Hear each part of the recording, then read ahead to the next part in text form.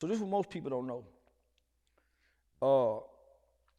They got a Sandra Bland Act, and it was called SB Senate Bill something, but I had never heard it before. So the Sandra Bland Act in the state of Texas, because she had a smart mouth, and they took her to jail, and she hung herself, as they say.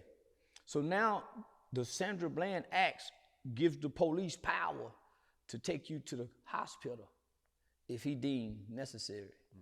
So let me tell you the difference. You would much rather go to jail than the hospital, because the hospital you can be kept forever.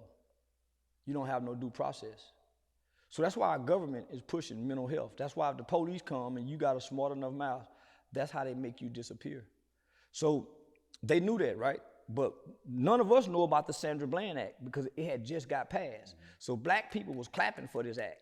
So if they would have took Sandra Bland to a hospital, we would have never heard of her again, because it's called a civil commitment. They started practicing and doing this with child molestation. See, they start using unjust laws on people who they think is deemed less than worthy of themselves, right? Black people. So they try this out on us first. So they started using civil commitments on child molesters who they think would get out and probably do it again. So they would be sentenced to 15 years. When it's time for them to come home in 15 years, they would send them to a civil court, and the court would say, man, we think you go again. You can't never be free. So they put you into a civil commitment. They can do that to the average human, but we don't know that, the average American. So our due process rights are taken. So I go to jail. From jail, you can look me up. Okay, we see he in jail. From jail to the mental hospital, you disappear. Because under the HIPAA laws, they can't release your medical information.